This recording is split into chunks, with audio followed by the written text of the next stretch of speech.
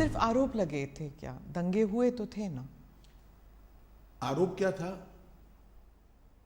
दंगे मोटिवेटेड थे। दंगों में राज्य सरकार का हाथ था, दंगों में मुख्यमंत्री का हाथ था, यहां तक भी कह गए। आरोप ये था। दंगे से कौन इनकार कर रहा है? देश में दंगे कई जगह पे हुए हैं। तो क्या उन दिनों में आप भी थे वहां पर? तो उन दिनों में क्या पुलिस जो है, जो कहते हैं कि पुलिस कुछ कर नहीं पाई, जो कुछ ऑफिशियल्स थे वो they were not able to do much, और बहुत से लोग कहते हैं कि वहाँ पॉलिटिकल जो व्यू था इस वजह से ना तो पॉलिटिकल ना तो ब्यूरोक्रेसी ना ही पुलिस इतना कर पाई रोकने के लिए, दंगे रोकने के लिए। देखिए, भारतीय जनता पार्टी की विरोधी राजनीतिक पार्टियां, कुछ आइडियोलॉजी के लिए राजनीति में आए हुए पत्रकार और कुछ एनजीओ ने मिलकर, एक त्रिकूट ने मिलकर ये आरोपों को इतना प्रचारित किया और इसका इकोसिस्टम भी इतना मजबूत था कि धीरे धीरे झूठ को ही सब सत्य मानने लगे। पर उस वक्त तो आपकी सरकार दिल्ली में भी थी और आपकी सरकार गुजरात में भी थी, तो फिर मीडिया को या फिर उन लोगों का नेटवर्क इतना स्ट्रांग कैसे था? हमारी सरकार का कभी भी मीडिया के काम में इंटरफेरेंस का दखल ही, मतलब हमारा एटीट्यूड ही नहीं है। ना उस वक्त करा था, ना आज कर रहे हैं। परंतु उस वक्त जो इकोसिस्टम बनी थी, वो इकोसिस्टम ने एक झूठ के पुलिंदे को इतना हवा बनाकर जनता के सामने खड़ा कर दिया कि इसकी इन्फ्लुएंस में सभी लोग थे। शायद कोर्टें भी होगी। अगर सत्य था तो फिर एसआईटी की क्या जरूरत थी? एसआईटी में आज मैं आपको सत्य बताता हूं, एसआईटी का ऑर्डर कोर्ट का नहीं था। एक एनजीओ ने एसआईटी की मांग करी, कोर्ट ने फॉर सेक ऑफ आस्किंग हमारे लॉयर को पूछा। हमारे लॉयर ने कहा मुझे इंस्ट्रक्शन लेने पड़ेंगे। लंच आवर के बाद फिर से कोर्ट बैठी। हमारी सरकार ने कह दिया कि हमें कुछ छुपाना ही नहीं, तो एसआईटी बने, हमें क्या आपत्ति है। It was consented decision. Gujarat सरकार की रिकॉर्ड पर कंसेंट है। कोर्ट ने अपने जजमेंट में भी लिखा है कि एनजीओ की मांग थी, गुजरात सरकार ने कंसेंट दी। हम बहस कर सकते थे, मगर क्यों करें? क्योंकि हमें कुछ छिपाना ही नहीं था। आज जब जजमेंट आया है तब तय हो गया है कि जजमेंट में लिखा हुआ नाम मैं बोलता हूं, एक पुलिस अफसर का नाम दिया है, एक एनजीओ का नाम दिया है और कुछ पॉलिटिकल एलिमेंट्स का नाम दिया है। ये तीनों ने मिलकर जजमेंट के अंदर ये स्पष्ट कर दिया है कि सनसनी खड़ी करने के लिए झूठ बातों को फैलाया गया, झूठ बातों को आगे बढ़ाया गया और झूठे सबूत गढ़े गए। एसआईटी को जो जब जवाब लिखवा रहे थे तब भी उनको मालूम था कि ये झूठा जवाब है, जिसको एसआईटी ने भी बाद में कोर्ट के सामने रखा कि ये झूठे जवाब थे और वो जानते थे कि झूठे। आज कोर्ट ने स्पष्ट कर दिया कि सरकार ने दंगा रोकने के लिए भरसक प्रयास किए। कोर्ट ने यह तय कर दिया कि मुख्यमंत्री ने बार बार शांति की अपील की थी। कोर्ट ने यह तय किया घटनाएं मतलब ट्रेन जलाने की घटना के बाद जो दंगे हुए वो सुनियोजित नहीं थे, स्वप्रेरित थे। ये भी कोर्ट ने आज जजमेंट में कह दिया। और तहलका द्वारा किए गए स्ट्रिंग ऑपरेशन को भी कोर्ट ने खारिज कर दिया, क्योंकि इसका आगे पीछे का पूरा फुटेज जब आया तब मालूम पड़ा कि स्ट्रिंग ऑपरेशन पॉलिटिकली मोटिवेटेड है। सेना को बुलाया नहीं गया इतनी देर तक, 3 दिन नहीं बुलाया गया। आज सुप्रीम कोर्ट ने कहा देयर वाज नो डिले, लेकिन क्या सेना, अगर आप उस वक्त होम मिनिस्टर होते, गृह मंत्री होते, तो क्या आप सेना को बुलाते नहीं जल्दी? नहीं, जहाँ तक गुजरात सरकार का सवाल है, हमने कोई लेट लतीफ़ी नहीं करी थी। जिस दिन गुजरात बंद का ऐलान हुआ उसी दोपहर को हमने सेना को बुला लिया था। सेना को पहुंचने में थोड़ा समय लगता है, आप हमारा हिसाब मांगती है, मांगना भी चाहिए, मुझे जवाब भी देना चाहिए, परंतु मैं क्लियर कर दूं, जहां तक गुजरात सरकार का सवाल है, एक दिन की भी देरी नहीं की है, रिकॉर्ड बहुत स्पष्ट है, कोर्ट ने भी इसको अप्रिशिएट किया है। परंतु दिल्ली में सेना का मुख्यालय है, दिल्ली में इतनी सेना है, जब इतने सारे सिख भाइयों बहनों को मार दिया, 3 दिन तक कुछ नहीं हुआ। कितनी एसआईटी बनी? हमारी सरकार आने के बाद एसआईटी बनी। कितनी अरेस्ट हुई?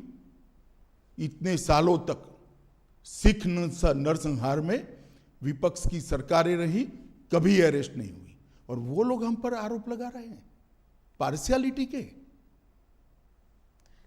आप और मोदी जी दोनों कहते हैं कि इट वाज अ टैक्टिक या फिर कह दीजिए कंस्पिरेसी कि गुजरात को एक बुरा नाम देने के लिए कि ये एक दंगाई प्रदेश है और बीजेपी जो है एक दंगाई पार्टी है, और गुजरात 2002 के बाद वो टैग लग गया।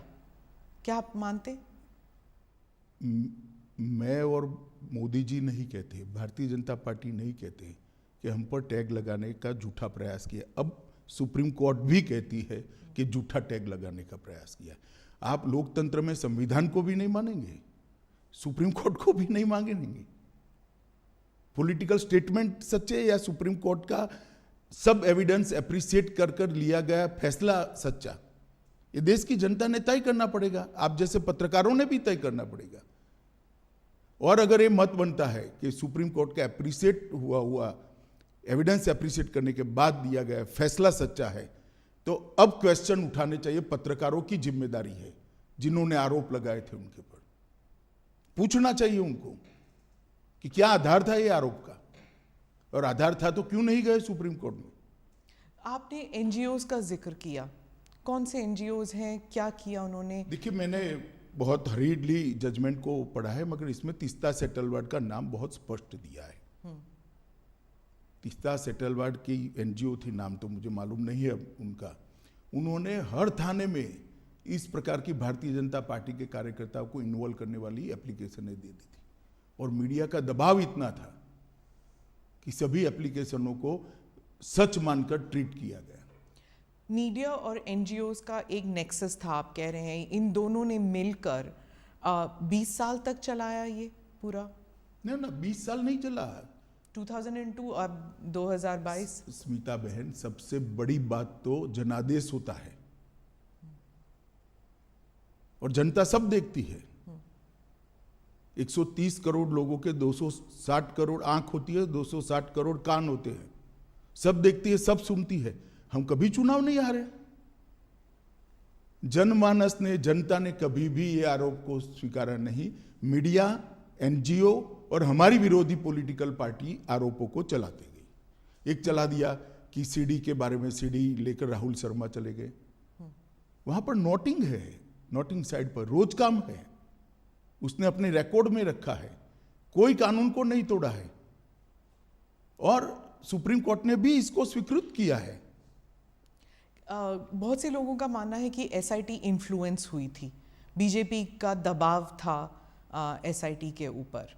हालांकि सुप्रीम कोर्ट ने तो कुछ और ही कहा है अभी, लेकिन इतने साल तक जब इन्वेस्टिगेशंस चल रहे थे तो उस टाइम सालों साल डिले करते गए। तो इस देखिए, एसआईटी की रचना हमने नहीं करी थी, देश की सर्वोच्च अदालत ने करी थी।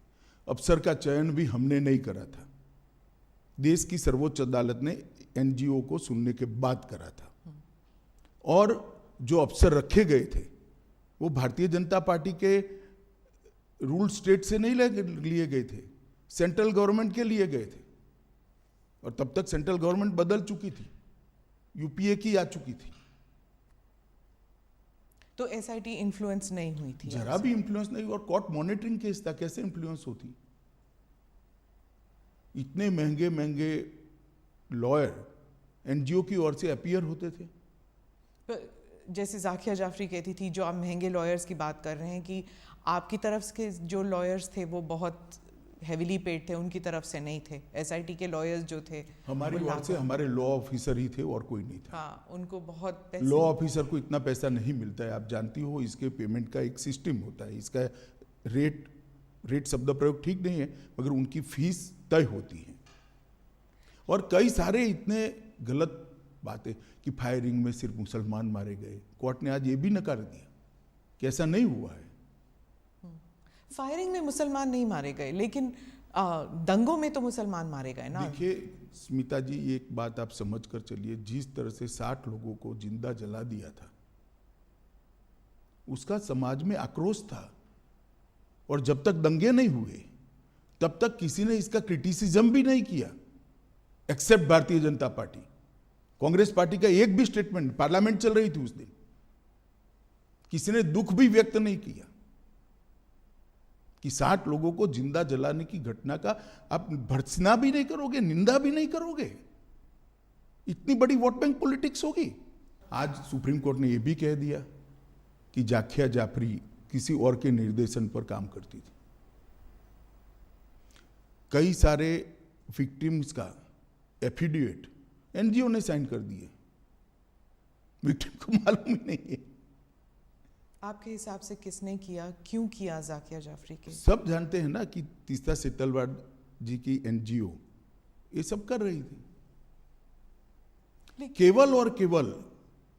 और उस वक्त जो यूपीए की सरकार आई उसने ढेर सारी मदद करी है तीस्ता सेतलवाड की एनजीओ को, ढेर सारी मदद करी है, सबको मालूम है, पूरे लुटियन दिल्ली को मालूम है। गुजरात में तो आपकी सरकार थी, इतने गुजरात में हमारी सरकार थी, मगर जो एनजीओ था उसको भारत सरकार ने मदद करी है, सब जानते हैं। और केवल मोदी जी को टारगेट बनाकर ये सब किया गया, उनकी छवि को हानि पहुंचाने के लिए किया गया, उनको दंगों के केस में उनकी लिप्तता बनाने के लिए किया है। मगर सत्य को कुछ नहीं होता है। ये लंबी लड़ाई मोदी जी ने बहुत धैर्यपूर्वक सारी वेदनाओं को, वो विष को हजम करते हुए लड़े और आज चमकते सूर्य की तरह सत्य बाहर आया है। मोदी जी जीत कर बाहर आए हैं। भारतीय जनता पार्टी के दंगों का कोई आरोप नहीं रहता। और मैं पूछना चाहता हूं, जो हम पर लगाते हैं, उनके शासन जहां जहां रहे हैं वहां दंगे नहीं हुए हैं क्या? उत्तर प्रदेश का वो इतिहास उठाकर देख लीजिए। पर कभी लेबल नहीं लगा किसी पर? लेबल लगाया नहीं आप लोगों ने, लेबल हमने थोड़ी ना लगाया है, लेबल फैक्ट के आधार पर थोड़ी ना लगा है। आप भी नहीं लगा पाए एज अ पॉलिटिकल नहीं, हम करते ही नहीं, हम करना भी नहीं चाहते। हम क्यों किसी पर लगाए लेबल? दंगों का पॉलिटिकल उपयोग करना ही नहीं चाहिए। गुजरात में जब भी इन्वेस्टमेंट समिट होता था, हर अखबारों में दंगों पर आर्टिकल आ जाते थे। 10 साल तक, 12 साल तक कंटिन्यूअस आए। मोदी जी जब भी विदेश जाते थे, उनको एम्ब्रेस करने के लिए विदेश के अखबारों में आर्टिकल छपाए गए। एक व्यक्ति को परेशान करने के लिए कैसा हो सकता है? मुझे तो लगता है आप जैसे व्यक्तियों ने थीसिस लिखना चाहिए कि विसिएट कैंपेन कैसा होता है। ये कैंपेन चलाने वालों से सीखिए। तो इसलिए सुप्रीम कोर्ट का ये वर्डिक्ट इतना अहम क्यों है पार्टी के लिए और मोदी जी के लिए? मतलब आप जब इतिहास लिखेंगे आपकी पार्टी के लिए, तो 20 साल बाद, क्योंकि आज का जो युवा है वो तो जानता भी नहीं शायद 2002 में हुआ क्या, क्योंकि ये 20 साल पुरानी बात है। तो आज के युवा जब ये देखेंगे तो उस दिन क्या हुआ, उन 3 दिनों में क्या हुआ? क्या आपको अब कोई रिग्रेट्स हैं? और अब आप क्या देखते हैं इस सुप्रीम कोर्ट के वर्डिक्ट को? पहले एक बात समझ लीजिए, आज का युवा नहीं जानता है ऐसा आप कह सकते हो। इतिहास हजारों साल जिंदा रहता है और झूठे आरोप जो होते हैं उसका निरसन न्यायालय के माध्यम से होना बहुत जरूरी है। और इसलिए ये लंबी लड़ाई, 18-19 साल लंबी लड़ाई मोदी जी भी लड़े हैं और सत्य ढूंढने वाले लोग भी लड़े हैं और आज विजयी होकर बाहर आए हैं। क्या इसलिए ये लड़ाई जरूरी थी? मतलब कि आप इतिहास जब लिख रहे हैं अपनी पार्टी के लिए नहीं, किसी भी झूठ के सामने लड़ाई करना निहायत जरूरी होता है। किसी भी अपप्रचार के सामने उसको एक्सपोज करना बहुत जरूरी होता है। इतिहास तो अपने आप बनते रहते हैं। 2 बार 2/3 बहुमत से जीतना ही इतिहास है। देश में जीएसटी डाल देना भी इतिहास है। देश के अंदर सीडीएस बनाना भी इतिहास है। देश के पहली बार सर्जिकल स्ट्राइक करना भी इतिहास है। पहली बार एयर स्ट्राइक करना भी इतिहास है। पूरे दुनिया में भारत के गौरव को आसमान तक ले जाना भी इतिहास है। इतिहास की तो खैर बहुत सारी बातें हैं, परंतु झूठ के खिलाफ लड़ाई लड़नी चाहिए और मोदी जी डट कर लड़े हैं, धैर्यपूर्वक लड़े हैं और आज विजयी होकर बाहर आए। पार्टी के लिए ये कितना सिग्निफिकेंट है पॉलिटिकली, मैं पूछ रही हूँ। बहुत सिग्निफिकेंट है, पॉलिटिकली कम, परंतु जिस प्रकार से मेरे पार्टी के सर्वोच्च नेता को विक्टिमाइज करने का प्रयास किया गया और आज कोर्ट ने उसकी धज्जियां उड़ा दी हैं, मैं मानता हूं ये जजमेंट भारतीय जनता पार्टी के हर कार्यकर्ता के लिए, न केवल मोदी जी के लिए, हर कार्यकर्ता के लिए, मोदी जी के लिए तो खैर आत्मसंतोष का विषय हो सकता है, हर कार्यकर्ता के लिए गौरव का विषय है कि आज जो झूठे आरोप हमारे सर्वोच्च नेतृत्व पर लगाए थे वो सारे खारिज हो गए। सर, गुजरात लेबोरेटरी ये एक टर्म बन गया था कि जो गुजरात में जो एक्सपेरिमेंट किया गया, यानी कि बिना मुसलमानों के सरकार हम बना सकते हैं, बिना मुसलमानों के वोट के हम सरकार बना सकते हैं, और अगर मुसलमान ज़रा सा इधर या उधर हो जाए, लाइन पे ना चले, तो दंगे करा सकते हैं। ये एक गुजरात एक्सपेरिमेंट और गुजरात लेबोरेटरी करके जो अपोजिशन पार्टीज़ कहते हैं कि बीजेपी जो है ये इसको एक पॉलिटिकल साइंस बना दिया है उन्होंने, और वो हर राज्य में इस्तेमाल करती है। देखिए, अब जैसा जिस कलर के ग्लास का चश्मा पहनेगी ऐसा दिखाई पड़ेगा। पीले पहनेगी तो पीला दिखाई पड़ेगा, काले पहनेगी तो काला दिखाई पड़ेगा। ये देखने का नजरिया है। गुजरात मॉडल जरूर बना है। देश में हमने सबसे पहले 24 घंटा बिजली हर गांव में पहुंचाने का काम किया, वो एक मॉडल है। देश के अंदर 12 साल के अंदर जीरो ड्रॉप आउट रेशियो, लगभग जीरो ड्रॉप आउट रेशियो, और 99% से ज़्यादा एनरोलमेंट किया बच्चों का प्राइमरी एजुकेशन के अंदर, वो भी मॉडल है। गुजरात के ट्राइबल एरिया के लिए वन बंधु कल्याण योजना लेकर आए, वो भी मॉडल है। 10% ग्रोथ रेट के साथ 12 साल तक एग्रीकल्चर ग्रोथ रेट हमने अचीव किया है, वो भी एक मॉडल है। ढेर सारे मॉडल है, हाईवेज से लेकर ग्रामीण विकास से लेकर अर्बन डेवलपमेंट तक। हमारे अर्बन डेवलपमेंट के एक्ट भी मॉडल है। जहाँ तक दंगों का सवाल आप कर रही है, आप एक बात समझ लीजिए, आप इतनी वरिष्ठ पत्रकार है स्मिता बहन, आप कांग्रेस के शासन के जो आपको ठीक लगे वो 5 साल, और भारतीय जनता पार्टी के शासन से जो आपको ठीक लगे वो 5 साल ले लो। कितने घंटे कर्फ्यू रहा, कितने लोग मारे गए, कितने दंगे हुए, और दंगे का ड्यूरेशन क्या था, कंपैरिजन कर लीजिए तो मालूम पड़ जाएगा कि दंगे किसके शासन में ज्यादा हुए। और दूसरी बात, ये दंगा होने का मूल कारण गोधरा की ट्रेन को जला देना था। 60 लोगों को, 16 दिन की बच्ची को मां की गोद में बैठे हुए जिंदा जलते हुए मैंने देखा है। मेरे हाथ से अग्नि संस्कार किया है मैंने गोता गांव में। इसके कारण दंगे हुए थे, और आगे जो दंगे हुए हैं वो पॉलिटिकली मोटिवेटेड थे। रिजर्वेशन का आंदोलन हुआ, दंगों में कन्वर्ट कर दिया गया। जब वो गोधरा से बॉडीज लेके गए थे अंतिम संस्कार के लिए, तब आपको लगा था कि ये there will be a blowback, मतलब कि कोई प्रतिक्रिया होगी? देखिए, उस वक्त किसी को सोचने की सुध बुद्धि ही नहीं थी, इसलिए क्योंकि सबसे बड़ा प्रश्न ये था कि जो 59 लोग मारे गए हैं, इनके परिवार को उनका अंतिम संस्कार भी न करने देना। और कोई प्रोफेशनल इनपुट ऐसा नहीं था कि भाई इतनी बड़ी मात्रा में रिएक्शन आ जाएंगे। तो बॉडीज को परेड कर दिया गया था। परेड नहीं करा है, ये गलत प्रचार है। 16 सिविल अस्पताल में ले गया गया और बंद एम्बुलेंस में उनके परिवार वाले अपने घर पर ले गए। आप हॉस्पिटल में थे? मैं खुद हॉस्पिटल में था। क्या देखा आपने उस दिन? क्या देखना क्या था, जली हुई लाशें थी, दुख ही दुख था, आक्रांत था, रोज था। आप एमएलए थे, लेकिन आपकी कॉन्स्टिट्यूएंसी में ज़्यादा दंगे हुए नहीं कंपेयर टू बाकी जगहों में। अगर आप उस वक्त इंचार्ज होते, अगर आप होम मिनिस्टर होते, तो आप क्या करते अलग उस वक्त? देखिए, जो भी लोग थे उन्होंने अच्छा काम किया था।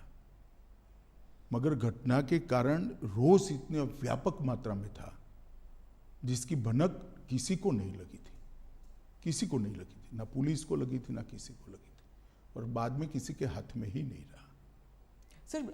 और देखिए इस बात पर अनेक अदालतों में, एक सुप्रीम कोर्ट के रिटायर्ड जज के कमीशन में सब जगह बहस हो चुकी है। ये मोदी जी को कोई पहली क्लीन चिट नहीं है, नानावटी कमीशन ने भी क्लीन चिट दी है, फिर भी एसआईटी बनाई गई। और मोदी जी एसआईटी के सामने कोई नाटक करते हुए नहीं गए थे कि भाई मेरे समर्थन में आ जाओ, गांव गांव से आओ, नहीं आते तो फिर एमएलए को बुला लो, एमपी को बुला लो, एक्स एमपी को बुला लो और धरना करो। पर क्यों नहीं गई बीजेपी, क्यों नहीं गई अब सपोर्ट? हम मानते थे कि हमने न्याय में सहयोग करना चाहिए, न्यायिक प्रक्रिया में सहयोग करना चाहिए। सुप्रीम कोर्ट का ऑर्डर है, एक एसआईटी काम कर रही है। एसआईटी अगर चाहती है मुख्यमंत्री जी को कुछ सवाल पूछना, तो मुख्यमंत्री स्वयं कहते हैं कि मैं कोऑपरेट करने के लिए तैयार हूं। किस चीज का आंदोलन करना है? आंदोलन किस चीज का करना है? ये न्यायिक प्रक्रिया है। हमारे यहाँ कोई भी व्यक्ति न्याय की परिधि से बाहर नहीं है। नहीं, दैट आई एग्री, लेकिन आप खुद कह रहे हैं कि विक्टिमाइजेशन हो रही थी। मतलब आपको आपके खिलाफ जो चल रहा था उस टाइम मीडिया ट्रायल या एनजीओ, उसके खिलाफ आंदोलन, क्या वो जस्टिफाइड नहीं था? देखिए, ट्रायल के खिलाफ, कोई भी न्यायिक प्रक्रिया के खिलाफ आंदोलन जस्टिफाइड नहीं होता है, क्योंकि हमारा व्यू था वो व्यू सही तभी माना जाएगा जब न्याय की अदालत उस पर थप्पा मारी, मुझे जेल में डाल दिया, तो मैं तो कहता ही था मैं निर्दोष था।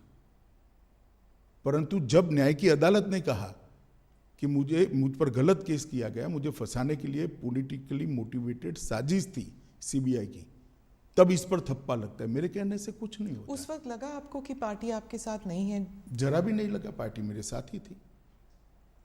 और आपको उस वक्त लगा कि ये पॉलिटिकल वेंडेटा है कि आपको जेल में डाल दिया? मैं तो भाग्य मानता हूं। क्यों? मैं भाग्य में मानता हूं, और मेरा तो जिन्होंने भी किया भला ही किया है। तो ये आप समझते हैं कि आपकी भलाई में हुआ? कैसे? नहीं, जो हुआ भले के लिए हुआ, बाद में परिणाम अच्छे आए। आपको क्या लगा उस वक्त जब आप जेल में थे? तो कुछ नहीं लगता था, मैं लड़ाई लड़ने का निर्णय आपको पता था कि आप बाहर निर्दोष निकल सुधा जी, आज के इंटरव्यू का विषय मेरा केस नहीं है। आज के इंटरव्यू का विषय एक इतने बड़े पोटेंशियल लीडर पर, एक राज्य के मुख्यमंत्री पर। आप दोनों साथ थे सर, इसलिए मैं पूछ रही हूँ। 20 साल से आप दोनों एक साथ हैं, गुजरात से लेकर यहाँ तक, दिल्ली तक आना। आप हजारों दोनों लोग मोदी जी के साथ है, 25-25 साल से, 40-40 साल से। इस केस में नहीं, केस में नहीं, भारतीय जनता पार्टी के कार्यकर्ता है नाते। पर ये राइट्स को लेकर जब भी किसी को सोचा जाता है, किसी के बारे में सोचा जाता है, आप दोनों के बारे में, हालांकि आप उस वक्त सिर्फ एक एमएलए थे, लेकिन इस लड़ाई में आप उनके साथ थे हमेशा। नहीं, तो लड़ाई मुझे लड़नी है, क्योंकि ये सत्य की लड़ाई है। मेरी पार्टी पर आरोप लगे, मेरे नेता पर आरोप लगे, मैं क्यों नहीं लड़ूंगा? पर ऑपोजिशन हमेशा कहती है कि दंगे आप करने देते हैं, जब तक लोग डेथ टोल नहीं हो जाता तब तक आप दंगे करने देते, क्योंकि इससे पॉलिटिकल फायदा होता है, पोलराइजेशन। बहन, आप भी वही कर रही हो जो 2003 में मीडिया ने किया था। आपके पास इतनी बड़ी टीम है, भारतीय जनता पार्टी की कोई कम राज्यों में सरकार रही नहीं है। जहाँ जहाँ हमारी सरकार है, वहाँ पहले कांग्रेस की भी सरकार थी, सपा की भी थी, बसपा की भी थी, तृणमूल कांग्रेस और कम्युनिस्टों की भी है। ठीक है, भारतीय जनता पार्टी का शासन का कालखंड और एवरेज दंगे और एवरेज हताहत होने वाले लोग और उनके कालखंड का आप निकाल दीजिए। आप मैथमेटिकल फॉर्मूला निकाल रहे हैं। मैथमेटिकल फॉर्मूला नहीं कह रहा, अगर हम स्पॉन्सर करते हैं तो दंगे ज्यादा होने वो चाहिए। दिखता नहीं है ना, वही तो वो कह रहे हैं कि आप जब स्पॉन्सर करते हैं देखना तो नहीं दिखता चाहते, आप देखना नहीं चाहते कि भाजपा के शासन में दंगे कम होते हैं। दंगे जब होते हैं, वो कह रहे हैं, ऑपोजिशन कहती है दंगों से फायदा होता है बीजेपी को, पोलराइजेशन से पॉलिटिकल फायदा होता है, इलेक्टोरल फायदा होता है। तो फिर हम ज्यादा कराते हैं, दंगे तो कम हो रहे हैं। मैं गुजरात पे वापस आती हूँ, क्योंकि आप गुजरात स्पेसिफिक इंटरव्यू आपने कहा कि आप और किसी चीज़ पर बात नहीं करना चाहते, सिर्फ गुजरात पर बात करना चाहते हैं। आप मुझे बताइए कि अब आप 20 साल अगर आपको रिवर्स पे देखना पड़े तो क्या मोदी जी कर सकते थे जो उन्होंने नहीं किया? ऐसा है, सब कुछ किया है। मैं तो बहुत नज़दीक से देख रहा था। इतने डिटेल में शायद ही किसी मुख्यमंत्री ने काम किया था। एक थाने की स्ट्रेंथ 100 पुलिस की होती है, 150 पुलिस की होती है। एडिशनल फोर्स लो तो 400 पुलिस की हो गई, और 2 लाख लोगों का जमघट है। क्या कर सकते हैं आप? इसको कंट्रोल करते करते समय लगता है। टीयर गैस, लाठीचार्ज, ये सब हुआ सारा- है, फायरिंग हुआ है। 900 लोग फायरिंग में मारे गए। तीसरे दिन नहीं, दूसरे दिन भी हुआ है। पहले दिन तो सवाल ही नहीं था, घटना थी। दूसरे दिन भी फायरिंग हुआ है, तीसरे दिन भी हुआ है। परंतु सरकार को भी व्यवस्थाएं करने में, और जो स्केल बन गया, उस स्केल को पहुंचने में थोड़ा समय लगता है। और मैं आपको बताना चाहता हूं कि मुझे पूरा मालूम है, इस वक्त गिल साहब भी हमारे यहाँ आए थे हमारी मदद में, मोदी जी की सरकार की मदद में। गिल साहब भी आए थे। गिल साहब के साथ मैंने भी डिनर करा है। उन्होंने कहा इससे ज़्यादा प्रॉम्प्ट एक्शन मेरे जीवन में मैंने नहीं देखा है। और उन्होंने पंजाब एक्शन देखा हुआ था। हाँ, कि इससे ज़्यादा न्यूट्रल और प्रॉम्प्ट, 2 शब्द प्रयोग थे, न्यूट्रल और प्रॉम्प्ट एक्शन मैंने मेरे जीवन में पुलिस की करियर में नहीं देखा है। फिर भी आरोप लगाए, गिल पर ही लगा दिया आरोप। अब जो पिटिशनर्स हैं वो कह रहे हैं उन्हें न्याय नहीं मिला सुप्रीम कोर्ट के, जाकिर जाफरी, क्या उन्हें न्याय मिला है? आपको क्या लगता है? मैं निश्चित रूप से मानता हूं, एक ही जजमेंट सेशन कोर्ट में आया। इसके खिलाफ आपने हाई कोर्ट में अपील की, हाई कोर्ट ने कड़ाई से, सेशन कोर्ट से ज़्यादा कड़ाई से कहा। इसके खिलाफ आपने सुप्रीम कोर्ट में अपील करी, सुप्रीम कोर्ट ने इससे भी कड़ाई से कहा। फिर भी आप स्वीकार नहीं करते हो तो क्या कर सकते हैं? और दूसरा, डेट जिसने ली है, इसका रिकॉर्ड न्याय की अदालतों में पड़ा हुआ है, देख लेना चाहिए जिसको भी इंटरेस्ट है उसने। हर बार एनजीओ ने डेट ली है। लंबा खींचना, इश्यू को पेंडिंग रखना। क्यों? क्योंकि मोदी जी पर आरोप लगता रहे। तो जस्टिस वो नहीं चाहते थे, वो पॉलिटिकल वेंडेटा चाहते थे, क्या ये कह रहे हैं आप? पॉलिटिकल गेन चाहते थे। Political gain. मैं जाकिया जी की बात नहीं कर रहा, जो एनजीओ साथ में लगे थे, जो पॉलिटिकल पार्टियां एनजीओ को फंडिंग कर रही थी, और जो मीडिया के ग्रुप एनजीओ को प्रसिद्धि दे रहे थे, वो लोग। सर मुझे बताइए कि 2002 के बाद और इस न्यायिक प्रक्रिया के बाद क्या लेसन्स हैं? क्योंकि मंथन तो होता है आपकी पार्टी में और गवर्नमेंट में भी, सरकार में भी, तो क्या लेसन्स आप सीख चुके हैं इससे? क्या कि ऐसे अब कभी ना हो? ढेर सारे सुझाव आए हैं। वो सारे सुझाव, मैं ही गृह मंत्री था, मोदी जी ही मुख्यमंत्री थे। गुजरात पुलिस ने अपनी कार्यपद्धति के अंदर इनकॉर्पोरेट कर दिए गए हैं। ट्रेनिंग मॉड्यूल भी बदले गए हैं, सूचना प्राप्त करने की पद्धति को भी बदला गया है, सूचना का ग्रेडेशन करने की नई सिस्टम इवॉल्व कर दी गई है, और सूचना ग्रेडेशन करने के बाद इसके अनुरूप एक्शन क्या होंगे, इसकी भी एक एसओपी बनाई गई है। इसलिए 2002 के बाद गुजरात में एक भी दंगा नहीं हुआ है। सेंटर स्टेट में जो तालमेल होना चाहिए राइट्स कंट्रोल करने के लिए, क्या उसे फाइन ट्यूनिंग, उसकी फाइन ट्यूनिंग मुझे लगता है व्यवस्था ठीक है। अभी जो व्यवस्था है वो ठीक है। क्योंकि अभी जो हमने देखे थे, जो अग्निपथ जो स्कीम है, उसके कारण जो दंगे हुए थे, हाँ वायलेंस में लोग मरे नहीं, लेकिन काफ़ी देर तक इनएक्शन था, तो इसमें फिर वही स्टेट्स की बात हो जाती है। ऐसा है कि लॉ एंड ऑर्डर कंट्रोल करना स्टेट की जिम्मेदारी है। भारत सरकार सहयोग कर सकती है, स्टेट की डिमांड पर सहयोग कर सकती है, और जब स्टेट को लगता है कि हमारी स्टेट की मशीनरी कम पड़ रही है, या तो हमें ज़्यादा मैन पावर चाहिए जो स्टेट के पास उपलब्ध नहीं है, तो रिजर्व फोर्स में से भारत सरकार की मैन पावर जाता है।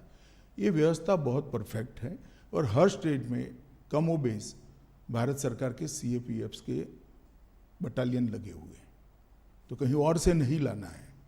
मानो बिहार है तो एसएसबी हमारी तुरंत घंटों में पहुंच सकती है। पर उसमें भी कहा जाता है कि पॉलिटिकली हो जाता है मोटिवेट, जैसे ममता जी कहती हैं कि जो सेंट्रल फोर्सेस हैं वो पॉलिटिकल आदेश पर काम करती हैं। स्मिताबेन, ममता जी को ना आप समझा सकते हो ना मैं समझा सकता हूँ, छोड़िए, इसके आधार पर एडमिनिस्ट्रेशन कैसे तय होगा। पॉलिटिकल बातें करने के लिए हर एक को इस देश में स्वतंत्रता है। जी, आपका कोई आज जब ये रूलिंग आई है तो आप, एक बार और पूछूंगी मैं कि आपको कैसे महसूस हो रहा है आज के दिन? मुझे बहुत अच्छा महसूस होता है। मोदी जी को बहुत सारे बदनामी झेलते हुए मैंने देखा है।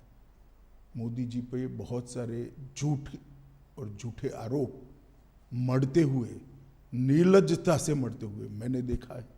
इसके बावजूद भी संवैधानिक प्रक्रिया है, कानूनी प्रक्रिया, इसके ऊपर कुछ नहीं करना है, ये बोल्ड स्टैंड लेते हुए मैंने देखा है और 18 साल धैर्य रखते हुए देखा है और 18 साल के बाद आज विजयी होते हुए भी मैंने देखा है। मुझे तो बड़ा संतोष है कि सार्वजनिक जीवन में नरेंद्र मोदी ने एक ऐसा एग्जाम्पल सेट किया है कि आरोप कितना भी झूठा हो, आप उसको न्याय की अदालत ही तय कर सकती है, सच है या झूठ है, तब तक धैर्य रखना चाहिए। सुप्रीम कोर्ट में ऑब्जर्वेशन ये भी था कि उस वक्त की सरकार ने दंगा रोकने का प्रयास नहीं किया, और ये भी कि कुछ विटनेसेस जो हैं वो ऐसे जवाब दे रहे थे जैसे कि डिक्टेशन दे रहे हैं उन्हें।